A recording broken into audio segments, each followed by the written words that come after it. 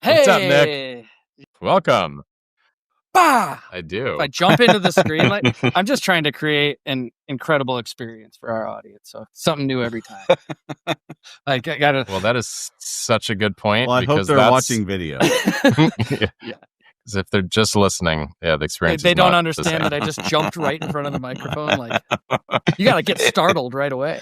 You know? That's the hook. Hey, Mike, how often does an outside service provider keep you up at night? Yeah, every day. I mean, the team's looking for updates on that. Every day we have a job that we need to know on. How often is it heat treating? I mean, large majority. Imagine if you could go log into your supplier's website, visit a client portal, and see exactly the status of your job. Well, that would be very helpful because, typically when we're looking, it's because our customer's looking. And I don't like having to say, we'll call you back. I like to be able to just look and tell them. And when it's not in my shop, I can't do that right now.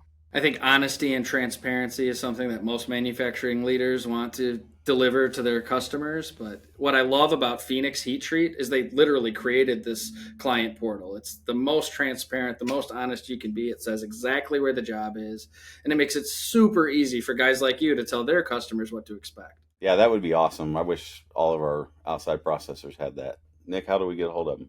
So you go to phoenix-heat-treating.com. That's phoenix-heat-treating.com. They're serving customers all over the country.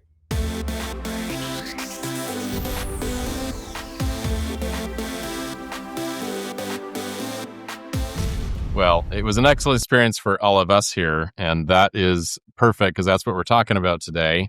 Delivering an excellent client experience. And we have a very special guest today who we'll introduce in just a second.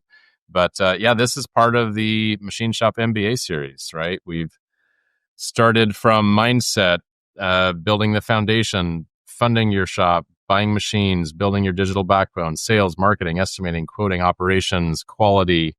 And now we're talking about making sure that you repeatably deliver an incredible client experience. And we're only asking for $20,000 a year from each one of our listeners for this MBA experience.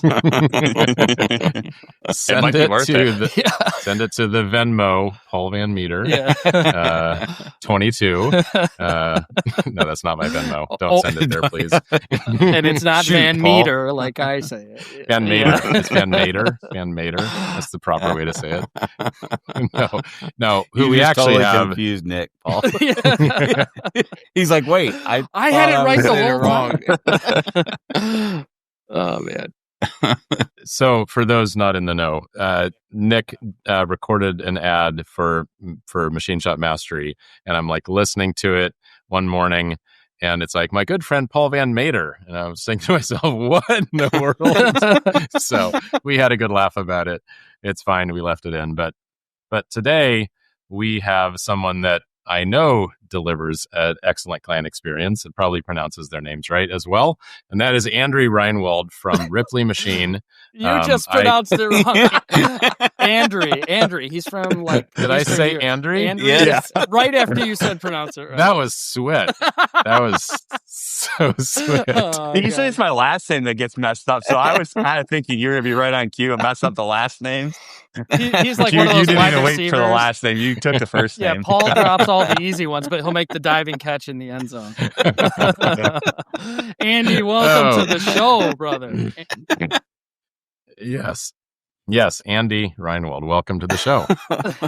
Yeah, thank you guys so much for having me, even if you can't pronounce my name right. But what this MBA series has just been awesome as a young shop owner to hear from you guys and learn from you guys. So to be part of that, it's an honor, and I'm really looking forward to chatting with you guys. Awesome. Hey, when you say young, how old are you, Andy? Do you mind sharing? I'm 32. Okay, wow. That's awesome. Millennial shop owner. I absolutely love it. Let's go. Perfection. Don't mind the gray hair from. I think every shop owner has some. Yeah. I'm getting it in the beard. I'm starting to get it in the beard. Mine's not starting to get. Mine's just a you little don't have bit any, of dark any left black over. Yet. Yeah, I'm right in between. So Andy, I love the story of how you become the owner and president of your shop. So let's go ahead and give a little bit of the history of Ripley Machine. Yeah, so my grandfather bought what is now Ripley Machine in 1994. Was previously owned and operated as Born and Company from the 50s, I believe, until he purchased it in 1994. That's when Ripley Machine and Tool Company became incorporated. From that time, he grew the business really through into the 2008-2009 recession. At that point in time, things took a pretty big hit. He would have been 70 at that point in time. So when you're seeing your retirement flash before your eyes, all of a sudden, that was a big wake up call for him. So there was really no succession plan. I graduated high school in 2011. So it was kind of like, what am I going to do type of thing. And there was a lot of coasting. Started working at the shop in 2010 while I was in high school during summer. Just was running a simple CNC lathe. I'd put a part in and it would run for 5 minutes and 40 seconds and pull it out and he remembers check a couple. Down to the second. I love it. I love that. Well, it was really funny that I had a little competition with myself to see how many parts I could get done. And the first day that I said, I think I get 88. They said, well, normally we get 60. And I said, well, I think I've got it figured out. I can get 88 today. And I got 88. So Good for just you, a man. sidebar, like that's exactly how me and my brothers grew up in our shop. We would create races. We would race each other and it made the day fly by. I mean, you're so competitive fast. with your brothers. Like I talk all the time about gamification and like if you just go show up, clock in, clock out, do the same thing every day, you're just perpetuating the narrative that manufacturing is boring. But if you're creative and you're competitive, it's so fun. I did the exact same thing with the co-founders at Pro CNC. You'd race? We'd be there. Yeah. Oh yeah, we'd absolutely race. Top watch, write it down. I love it. Have a leaderboard, Oh yeah. optimize every little we move would like of the make vice trophies handle. and stupid crap like that and all the bragging rights. It's so fun. Oh yeah. That's great. Yeah. All right, Andy. Way to bring I that had it mindset. figured out. Like I had a trash can over there so I could blow the chips into a trash can. And honestly, quite honestly, the only reason I'm a competitive person and I take pride in what I do, but a lot of it was because it was just so boring. I mean, it was, like I said, it was, you put a part in and press the green button and you waited for 5 minutes and 40 seconds and it, you hope you don't hear any loud bangs. And other than that, that was excitement, but it's not in a good way. Yeah. So yeah, it just, that's how it became a game in my head. I was a high school athlete that I'm like, I don't know what to do for 5 minutes and 40 seconds here. So what was the sport, Andy? What was your main sport? Well, if I'm 6'7", so basketball was the sport, but I graduated with a class of 28 kids. So we played everything. You had to play everything. Cool. But yeah, just working there between my junior and senior year, I really didn't enjoy it. And I was kind of like, this isn't where I want to go. I had some side hustles I was doing whenever I had time, was making some good money doing that. And Grandpa kept bugging me to come back, after when I had time to put in some hours. And of course, there wasn't a lot for just general labor jobs around at that point in time. So when I had time, I'd go work at the shop and started to be able to get hands-on with some parts. We had some manual mills at the time and vertical board. It was all manual and a lot of stuff where it's like, I was looking at a print and making a part to a print and using, no just prepackaged program that was all tested. It's like you had to think through it. And I really started to enjoy it. I just loved knowing where the parts went, having the ability to do it myself, put, hands on, think your way through it. And from there on, I was really just hooked in manufacturing. So that was as I came out of high school in 2011, went to 2 years of junior college. And at that point in time, or halfway through that, our shop foreman at the time retired. So rather than trying to move things around, I became our shop foreman, operations manager, whatever you want to call it. 19 years old. So wow. How did the senior employees, I'll call it, react to having a 19-year-old in charge? Yeah, it wasn't. I think everybody kind of knew like the writing was on the wall of why I was there, and I like to think that I earned a lot of respect out on the floor. Was getting 80 parts an hour or whatever it was, and so I'd like to think that there's a little bit of respect, but I also know that there definitely was some, I don't know if it would be pushback, but more of hurt feelings or bad feelings about it, but it really wasn't a big deal. It went pretty smoothly, I would say. I think the best way to combat nepotism or the accusation of nepotism is with performance. You know, Sure. that you're supposed to hit 60 a day and you were hitting 88. So no one could be like, oh, it's just the family member. That's the only reason why he's got this. Like, you had the performance to back it up. Absolutely. Yeah. One thing I've found in this industry, and, I've come in, I came in the back door, but is there's a lot of skepticism about someone coming in, but if they see you do what you did, Andy, like, there's also a lot of respect, right? Like, okay, he's willing to get out here and do it and get dirty, and he's got to take a shower when he gets home from work. Like, we'll give him a chance. And then there's a lot of support. Once you earn that, oh yeah. I mean, I've got guys that'll run through a wall for me. And I do that just on Fridays, just for fun. I have them run through a wall. Team building exercise. That's right. Wall running. Right. Yeah, Andy, you went through some. I just want to have you continue your story. You went through some pretty rough periods when shortly after you took over with the economy and various other things, and I think that's important to the story of where you got to today. Yeah, what year was it when you started running the shop? So I was running the shop from basically 2012 through to 2014, and then I bought it January 1st of 2015. So I was 21 at the time. Incredible. That's crazy. Yeah, take us through some of the hardest times like that Paul was alluding to. Yeah. So, I mean, I bought the company in 2015 and I'm like, all right, this is pretty cool. I'm 21 years old and, I own a company and it was set up that basically we keep paying my grandfather's salary and my salary. And I, could basically earn more money by being the owner of the company. It seemed like a great deal at the time. And I was like, wow, this is cool. And by the end of the summer of 2015, all of a sudden sales were just tanking. We were on a downward trajectory from 2011 through what ended up being 2016, but it just got really bad about the fall of 2025 into 2016. 2015 to 2016. Yeah. And what is that, just economic factors or particular customers you had, or? Yeah, I mean, like I said, things were trending downward. The reality of it is from 2008, 2009, all the way through when I purchased the company, there was no investment. There was really no investment in the future of Ripley Machine at all. No equipment. Everything was just done as how cheap can we get by with whatever we were doing. Like, I look back on some of the memories I have in the area of when I was just working at the shop, and I'm just like, oh my gosh, like, what were we doing to just to save a buck or to just be, just to keep things running? It was bad. Were you delivering an excellent client experience back then? Oh, no, not a chance. And that showed. I mean, we were losing a handful of jobs a year that we're going to competition.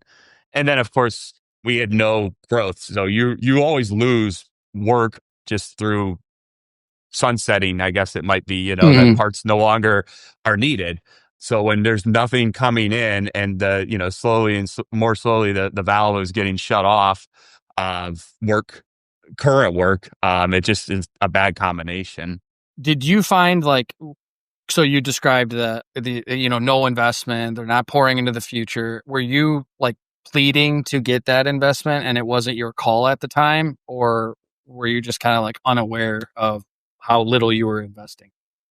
I was pleading for the investment. I don't know that I was really pleading for new machinery and that kind of investment, but I was pleading for an investment in let's do something, let's get out on the road, let's make sales calls, let's market, let's talk to our customers. And then I quickly started to learn that it's we've lost 6 to 10 years of technology.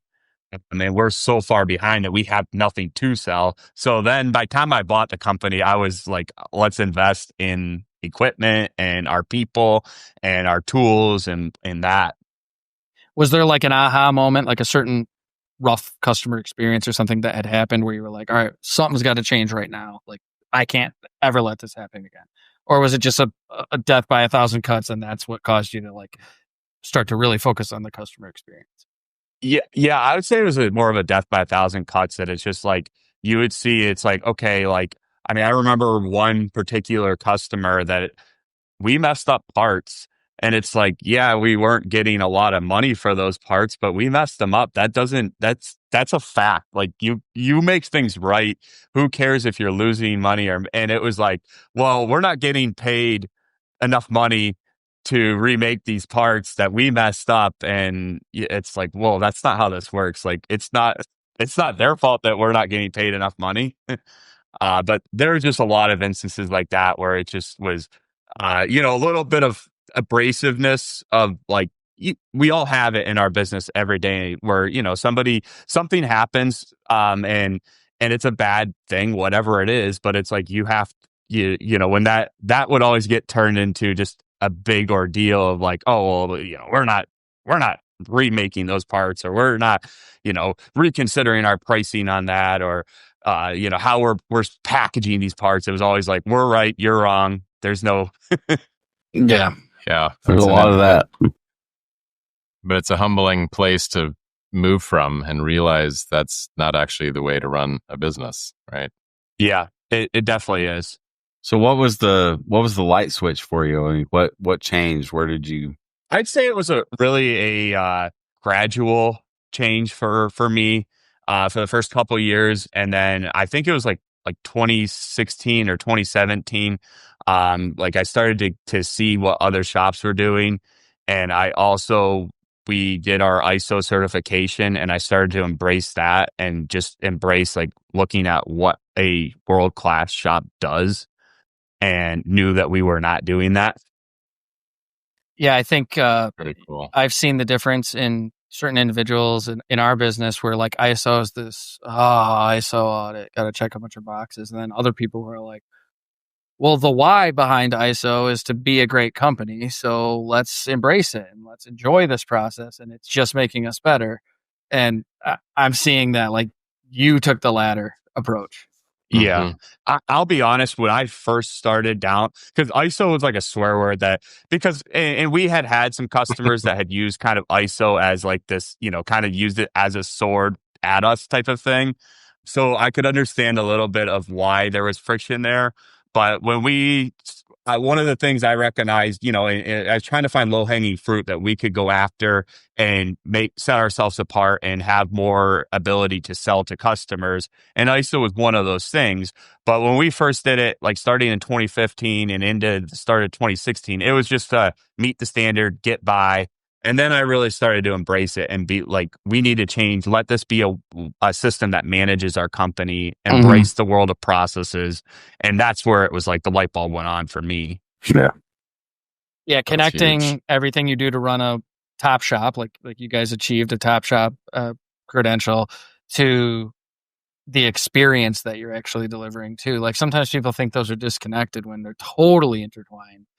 What would you say client experience means in the context of a machine shop? Like how would you define what a client experience or a customer experience is? Yeah, I think customer client experience, that starts from the time that, the first sales contact is made, first RFQ is sent, first quote is sent, all the way through the time that the parts are shipped and the invoices are sent, that it just is, it's smooth, that we've all in this manufacturing world, we have so much going on and it's so difficult that whenever there's friction, it's just, you don't want to be creating that friction for your customers. Mm-hmm. Yeah. So just reading here from like some of the notes about how you got that top shop credential, there's some themes to it, some values that you guys live with, and transparency, accessibility, quick response times. Like, can you describe like the actual stuff you put into place that maybe our audience could adopt so that you could live out those values of transparency, accessibility, quick response times, things like that? Yeah. I mean, to me, everything's about communication. That's internally and externally. I know Paul has talked about it so many times before on his various different podcasts, but when you're communicating with a customer and if it's bad news, you're not going to meet a delivery date, you've got an issue with parts or whatever it is. It's about telling your customer where you stand on the parts. And where we really started to turn things around was talking to our customers and understanding what their needs were. We started, we had one particular customer that, had really gone mostly dormant, and, sales didn't exist pre 2016 for our company. There was no no sales visits. There was hardly any deliveries, in person type of thing. But it just was talking to them and understanding, because every customer is different. I mean, some are just so fixated on price. Some are really fixated on quality. Some are fixated on inventory turns, and that changes from year to year amongst customers too. So just being able to communicate with your customers, understand what they're looking for in a machine shop, but then also letting them know from your side of things what's going on. How can we, if you're trying to make this part cheaper, how can we make this part cheaper? That might be changing how the part's designed so it's easier to machine, or looking at a casting or a forging of some sort, or ordering habits and, consolidating setups and material and whatever that might look like. So communication is, I just can't stress that enough. And I mean, it's easy for me to say because I'm an extrovert. I could talk to people all day long, every day, but it's been a key for us when it comes to dealing with our customers. That's fantastic. Great lessons there. You mentioned, and I totally resonate with the fact that things change even in the same company, depending on, they get a new buyer or they have a new initiative, and it's like all of a sudden this matters more than that other thing. And when you make that effort to get out there, quarterly or semi-annually, and go visit them in person, sit down, have lunch face to face, you can really sort of dig into that stuff, as well as get to know them as a person and just build that relationship that ends up creating an excellent experience for them. You mentioned as well leaning into process and ISO as being kind of a driver of that.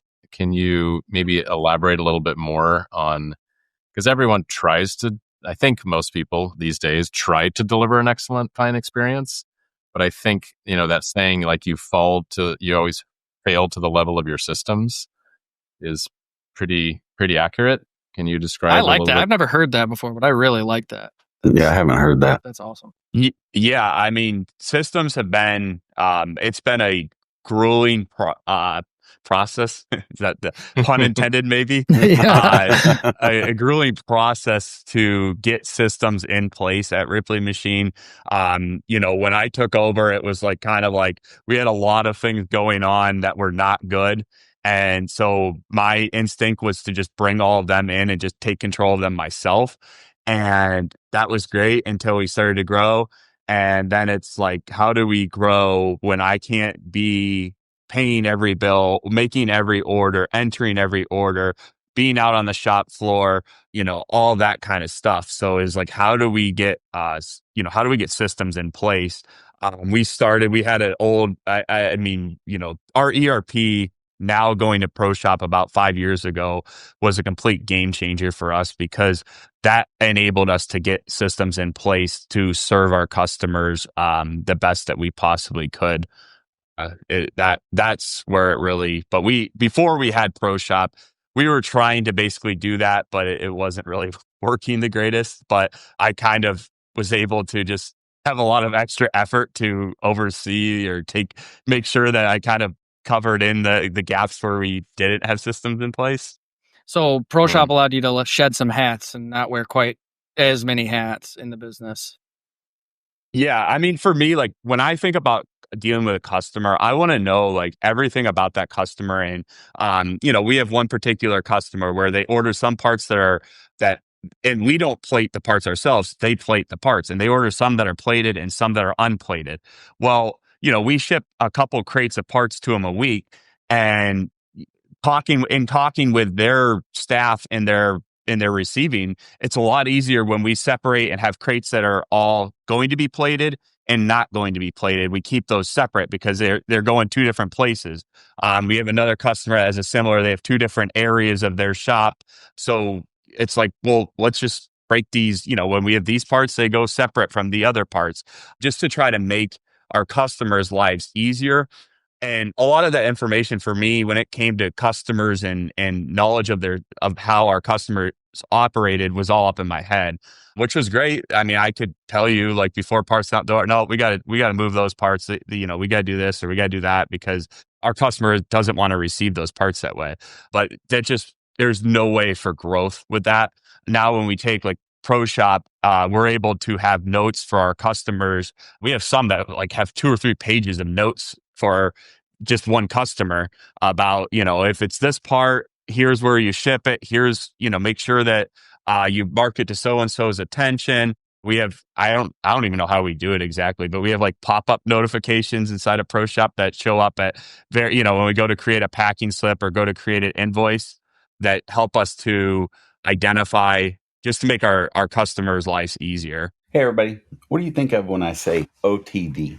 Well, in Making Chips, we've got lots of acronyms to deal with, but OTD is on-time delivery. On-time delivery is part of Hill's mission.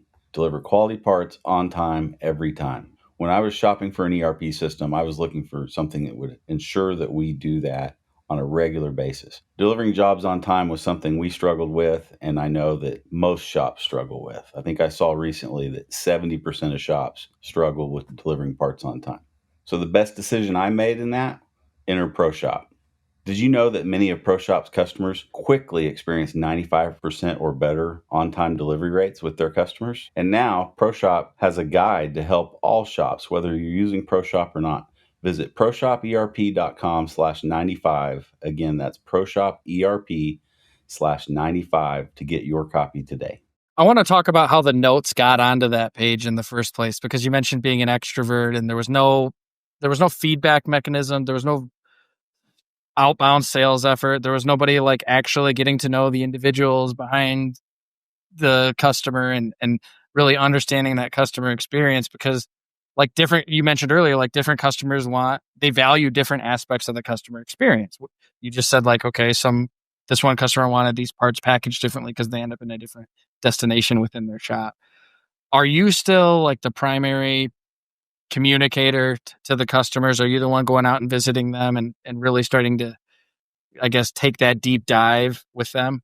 Yeah, I've always been our primary point of contact with our customers.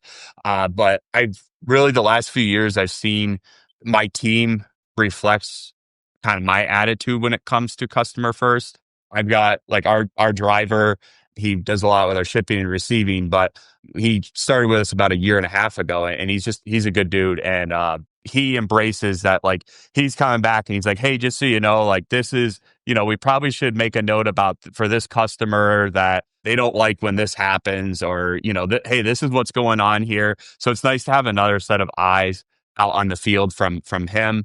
But it's definitely just getting out and seeing those customers, delivering parts, understanding where your parts, like what each part is getting used for, and just being communicative with your customer in that regard. You talked a lot about communication and responding quickly, and then you also brought up like with the old ERP, it was impossible to do that because you had to like put out every fire and you had to, juggle so many balls. Are you like measuring response time? Do you have like certain KPIs, like we got to get to the customer within X amount of hours or days or whatever? Or is it just like innate in each of you that like quick response is paramount?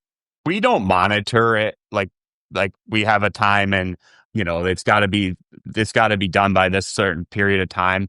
We do use paperless parts for our quoting software, and we try our best to, as soon as we get a quote, get the quote inside of paperless parts, which then automatically sets I think it's a 24-hour period on the quote, so it'll show up this quote is overdue. But we always try to be getting back to customers. I mean, I try to get back to customers immediately, at least something to let them know what's going on. That it's, we're working on this. It might not be an answer, but at least it's like, hey, I mean, we all know how that is. You go to order something, you send an email and you don't hear back for 2 hours and you're like, are you getting back to me? Are you ignoring me? Did you get my email? Is it lost in the cloud somewhere? What's going on here? So, I had one this morning that it's a customer emailed and they needed parts right away and needed a quote right away. And it was, I fire off a few emails to try to get material figured out, how quickly I could get material. And I'm sitting there twiddling my thumbs, waiting for an answer back. So I'm like, you know what? My customer's probably thinking, am I just, am I acting with any urgency here? So it's like, hey, here's where we're at from a machine schedule standpoint. I can't quote this until I get a material price. I can't let you know how quickly we can get the parts done until I get a material price. But I'm guessing this is kind of going to be the range. And I think, within a couple hours, I should have a quote back. I'm just at the mercy of a material supplier right now. It just giving that customer information, because like I said, you don't know what's happening on the other end of that line. Andy, That's such good advice. I'm curious because I had such a similar experience from, when I took over Hill Manufacturing, where I felt like, so that was in 2017, 18. I felt like when I came into the industry, there was very much like if someone asked when their parts would be done, the answer, even from my own floor to me, so that I could relay that to the customer, was almost just like, well, we're going to ship them as soon as they're done. But there was not a date to that, right? It was like, they'll come when they come, like, leave me alone. And I noticed, kind of to your point, like as I started saying, well, no, that's not the answer I'm going to send the customer. And I would dig in, I'd get a real answer. The customers like certainly appreciated that. And I think it sounds like maybe we probably act very similarly. I'll get that email. It's like, hey, what's the status of this? What's the status of this quote or this job or whatever? And I don't always know the answer, but I do like to always let them know, you know what, I don't know, but I'm asking the team right now. And as soon as we have an answer, we'll let you, we'll get back to you. Yeah. This idea that it makes you look bad to like not have the answer is the exact opposite. They want to know what you know, and they want to know that you care. The reason why I asked that question, Andy, is we had a big important meeting with one of my business units this week, and the guy who put it all together was awesome. And he's like, look, he asked a series of questions. Do we frustrate our customers was on the list. Do we provide a quick response? And like that, there was, I can't remember the rest of them, but there was like yes or sometimes was the answer. Way too many of the questions. And then he's like, we need to start to rewire the way we think that like more than 24 hours without a response is gross malpractice. Like we'll lose an order, we'll frustrate our customers. And even if your answer is bad news, like our machine is down, for that reason, we can't get you an updated lead time. I'm getting something back from maintenance that should give me a better answer. And then I'll let you know as soon as I know. Like that's not good news, but it's news. Ignoring people is what drives them freaking crazy. Because like your customers run shops too, and they run manufacturing facilities, and they know that stuff happens. They just don't want to feel like you don't care, or you're being dishonest, or you're hiding something from them. Yeah.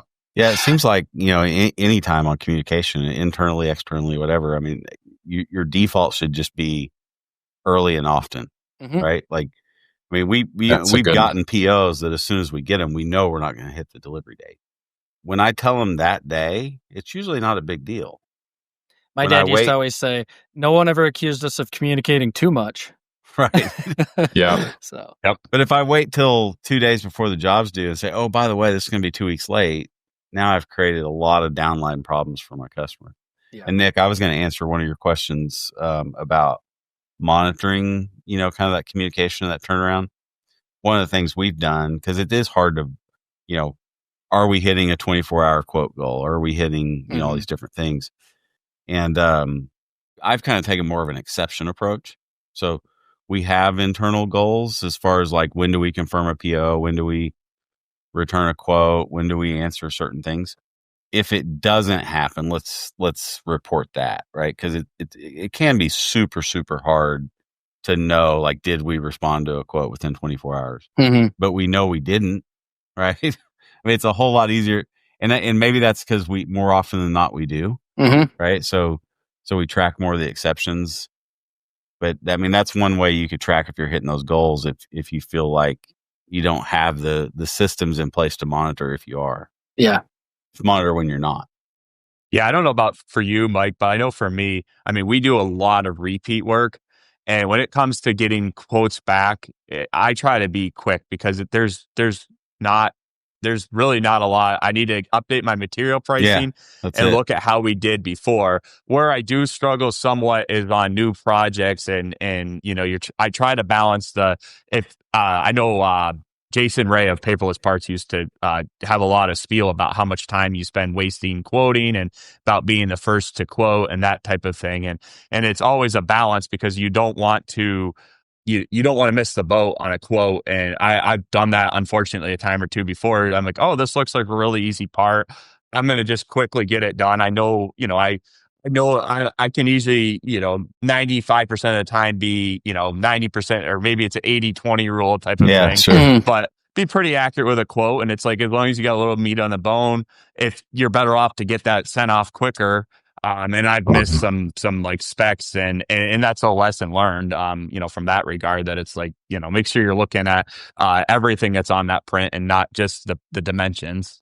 Yeah. Our biggest hurdle on that side is, the more and more outside processing there is, the more and more likely we are to not have a quick turnaround. So that gets frustrating, and you understand why our customers want to quote back so quickly. Sure. Because you've got this huge project, and you need a plate, that's probably a batch minimum, but you just want to verify that it's going to be a batch minimum, and you're sitting there waiting on this huge project for a $500 plating quote or something. Right. And yeah, I think regardless of the shop or the experience, and even the industry, like quick and consistent responsive communication is something everybody wants. They don't want to talk to a robot if they don't have to. But I think, though, like, technology can enable a great customer experience, and it makes me think of Phoenix Heat Treat guys who we just talked to. If you go to their website, it says, something to the effect of, like, we want to have the best customer experience in heat treating in the country.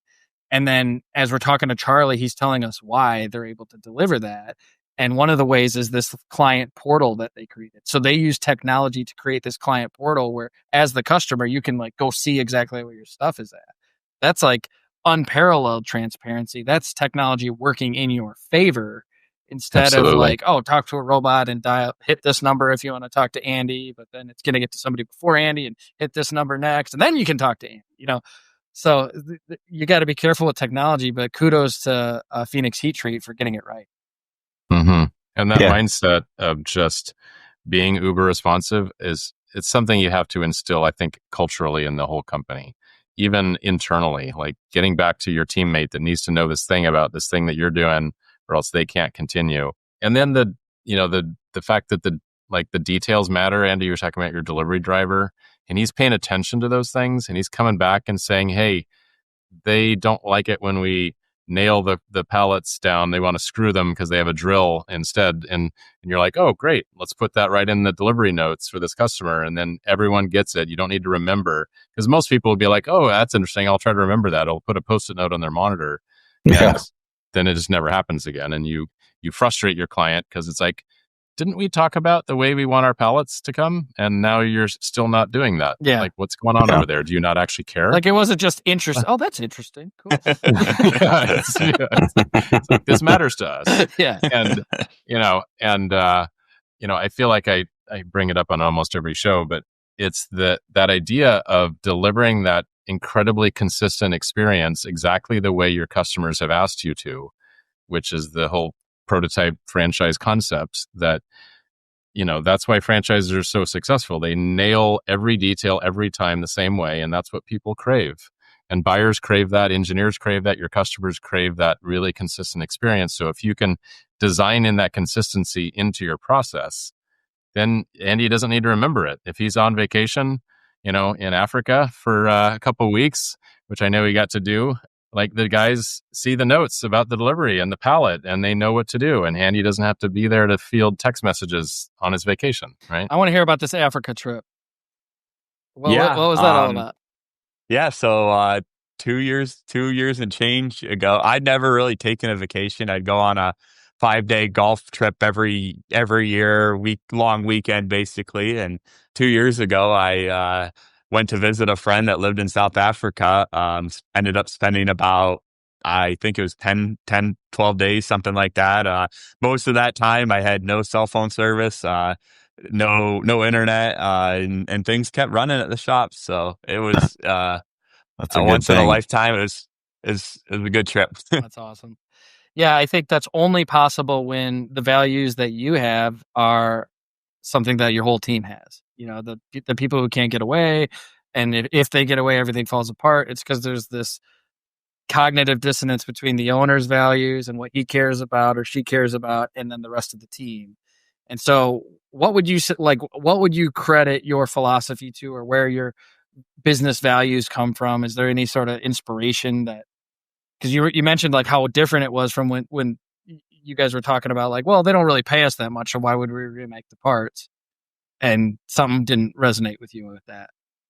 Yeah, I mean, I think back. I'm a man of faith, and I remember hearing a sermon a few years back from a church that I follow online, and they talked about the verse Colossians 3:23, and just working at something with your whole heart, because you're not really working to serve your customer, you're working to serve the Lord. And when you think about that, and just approaching everything you do, anything, yeah, I know I could get away with sending these parts that are, not the greatest looking or not packed up the greatest, and my customer probably doesn't care, but it's like the Lord cares, and it's just, it's about more than just your customers. It's about just how you do things and doing things the right way.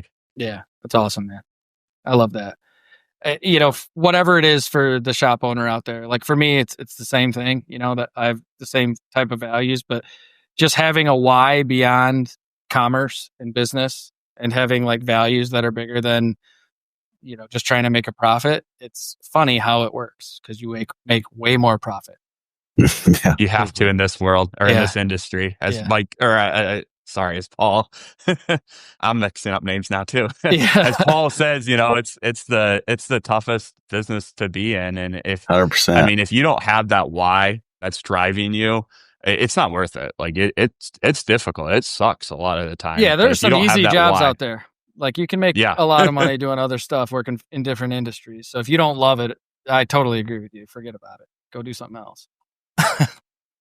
Go sell insurance or something. Sorry, insurance people. I've had some guests on my show that have shared some remarkable stories about what they do to go above and beyond and deliver to their customers. Like driving parts from Denver to California overnight to be there on time, right? That sort of thing.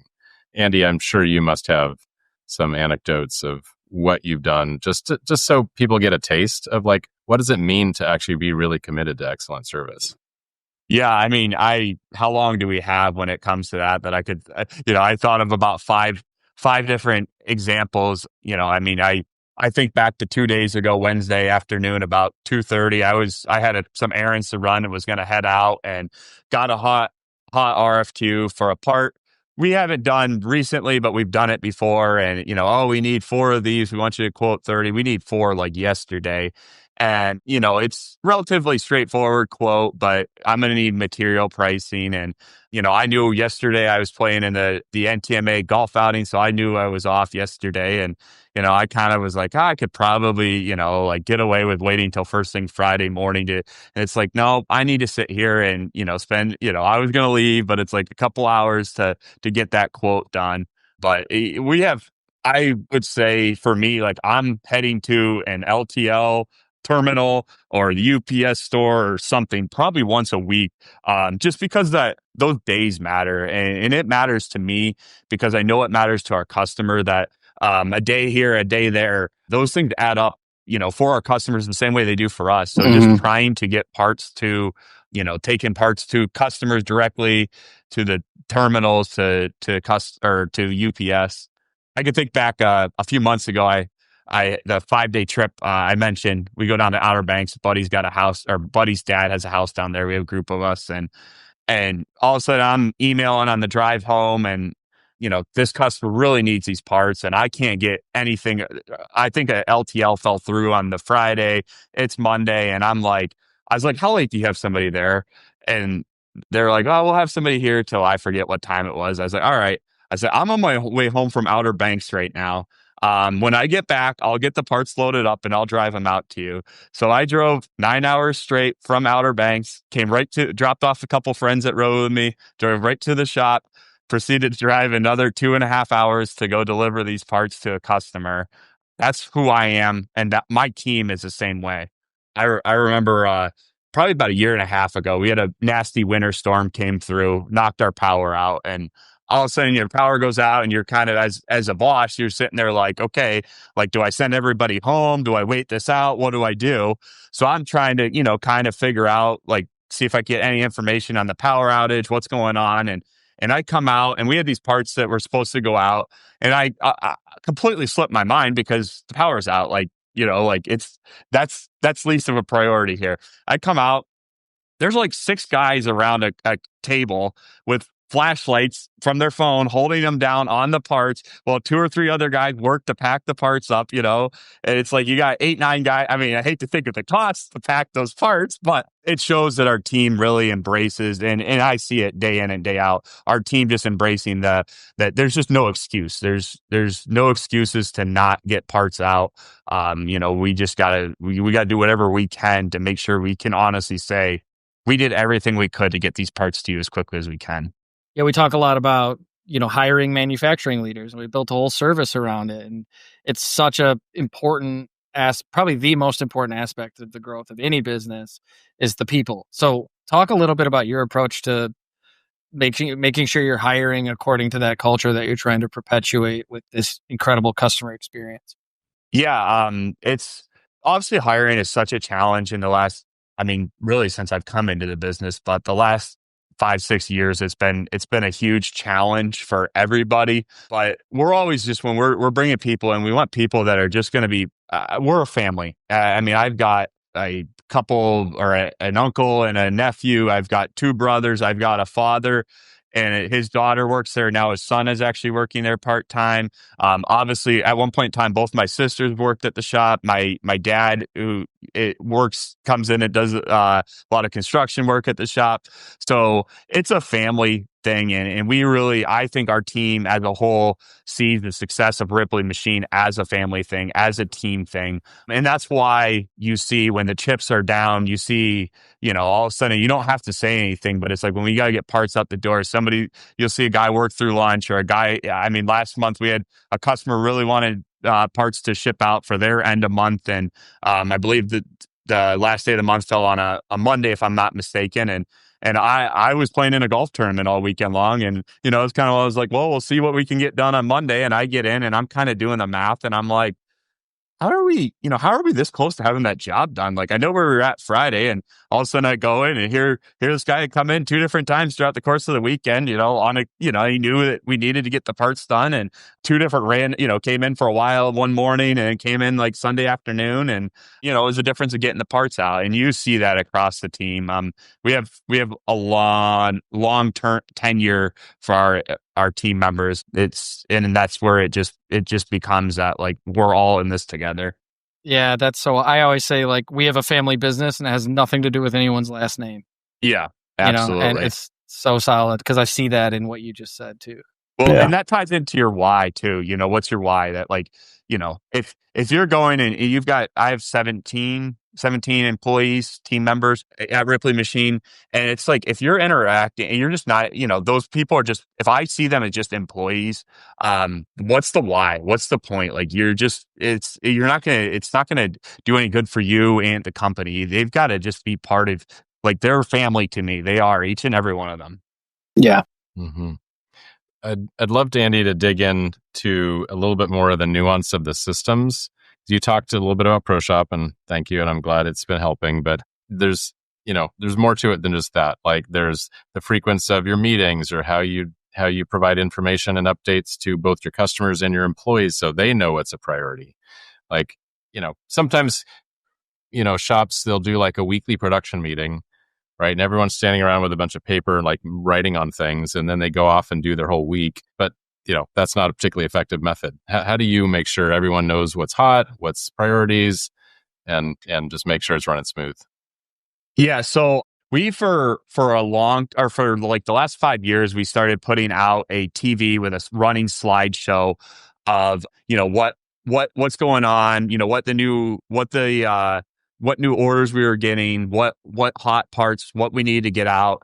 And that really helped us a lot. I saw reactions to that.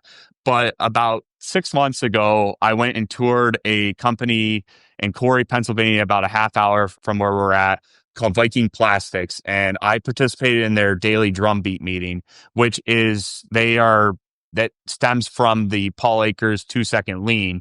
And we kind of started doing that within about, I think it was February of this year. We started doing a daily drum beat meeting, so that we were able to tell our team on a daily basis what's going on. And it just is, that's been transformative just in the last 6 months for us to be able to know exactly what's happening. I mean, for me, even as the leader, I'll be like, hey, we've got this job going on. And it's like, where are you at? It's like, okay, so-and-so, just so you know, when they get those parts done, you're going to need to get them deburred and shipped out or whatever might be happening. So the daily drum beat for us has been good. I mean, it's been great for our team. I think it's been great for our team to get people together. We have different things to, just from a team building standpoint. Each week we have every Thursday we go around a circle and everybody has to say something that they're grateful for. We're working and everybody's got to name off the 8 wastes, the 6 S's. Talk about what each one of them means. We have a period of time where we talk about lean. Anybody, people can bring stuff up and be like, where does this belong? Should we throw it away? Should we give it a home? What do we do when it comes to a success there? So that's communication that's happening internally, but it's helping to ensure we're meeting the demands of our customer, because we're talking about the new orders. We're bringing them up that day. I mean, and it almost bugs me if we get a new order before our 9, it's typically at 9:10 for our first shift. And it's like, if we don't have that to bring up in a new meeting, I'm like, no, we got to throw it in the system just so that we have it there so we could talk about it. And you also, when you get a new order and it's like, there might be things that didn't get put in ProShop or people remember or whatever. And they're like, hey, we're going to need more of those inserts, or we're going to need another one of those tools. Remember that burn up the last time? So you identify issues or potential issues a lot quicker that way too. I love it. So he calls out Tim Woods in every meeting. Yep. You guys know Tim Woods? Have you ever heard of this? Yep. Mm-hmm. So it's the acronym for the 8 wastes. Transportation, like moving items or information too much. Inventory, motion, waiting. The 2 O's, overprocessing or overproduction. The D is defects, and the S is skills. So it's like, let's the acronym. That is awesome. Let's make sure Tim Woods gets called out every time we do a we drum go beat right meeting. around the circle, and I said Tim Woods, and I just pick a person, and I'm like, T, I am, and then I always love the joke. I have to do it once a week. This, the O's, I always have to, no, not that O, the other O. Yeah. What's funny is Tim Woods is a character in the story we're telling on Lights Out. Really? He's like the lean consultant, Tim Woods. Yeah.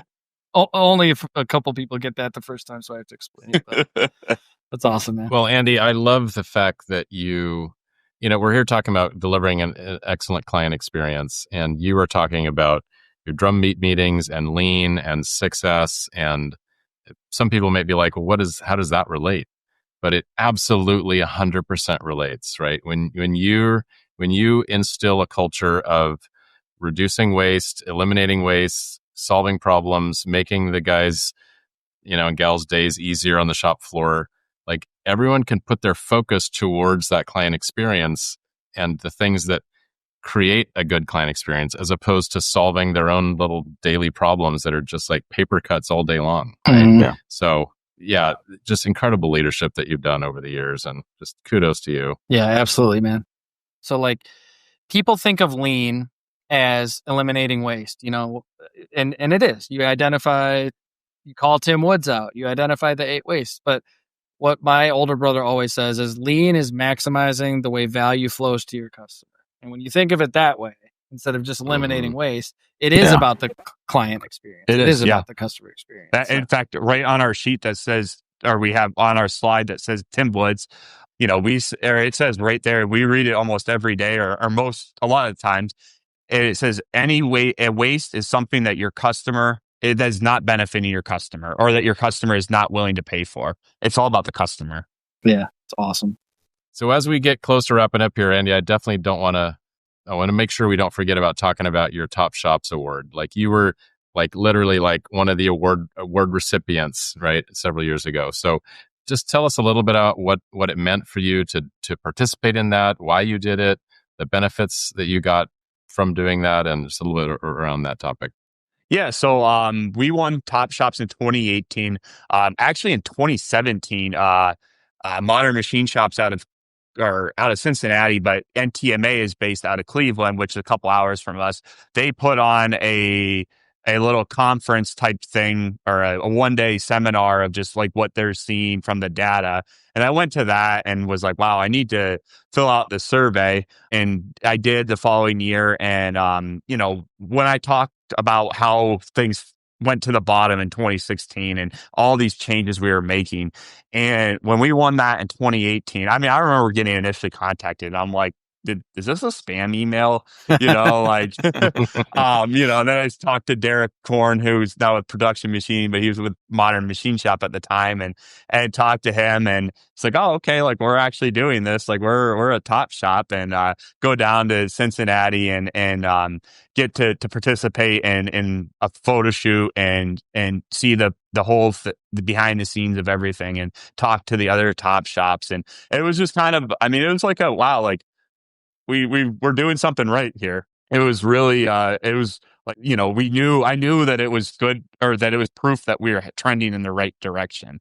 Having said that, I think back to that time and I'm just like, oh my gosh, how much better we've gotten since that Top Shop. That like, I look at the company in 2018. If I forget that we won a Top Shop, then I'm just like, oh, yeah. But no, it just shows how far you've come. So did you go on stage and accept an award and like give a speech? Yep, we went on did you stage, cry? I think everyone's wondering, did you cry when you were accepting it? I did not cry. That's because Paul wasn't there. If Paul was there, you'd have cried. I would have been crying. He makes everyone cry on his podcast. I said, Paul's the nicest bully in the industry. That's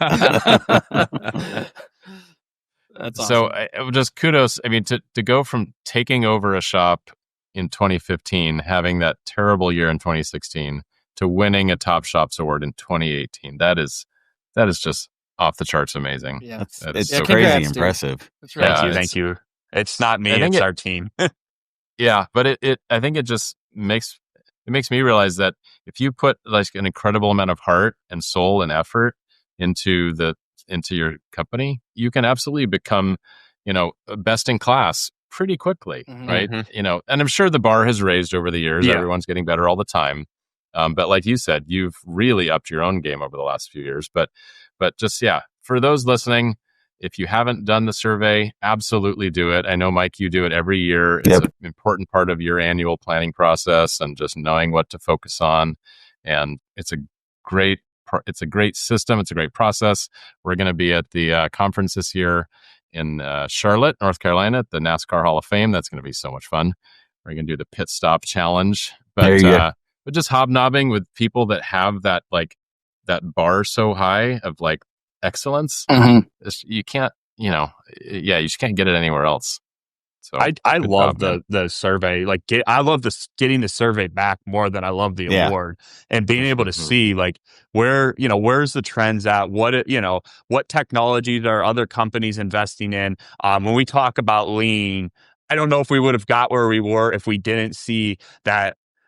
Whatever, I don't know the stat off the top of my head, but 95% of the Top Shops are doing lean manufacturing and have continuous improvement programs and whatever else that all these, whether it be technologies or processes or ERPs or whatever else it might be, you get to see what the best is doing. And it gives you, it's kind of like, hey, this is some low hanging fruit that I can chase after, for a young guy trying to, I can't just go out and spend money anytime I want. I've got to try to be very creative in how we get better. So when I can look for stuff that it's like, hey, I can do this for just some, a hard weekend of, pounding on the keyboard or working out in the shop, I can get this done. And, this is what a Top Shop does, and we can do it too.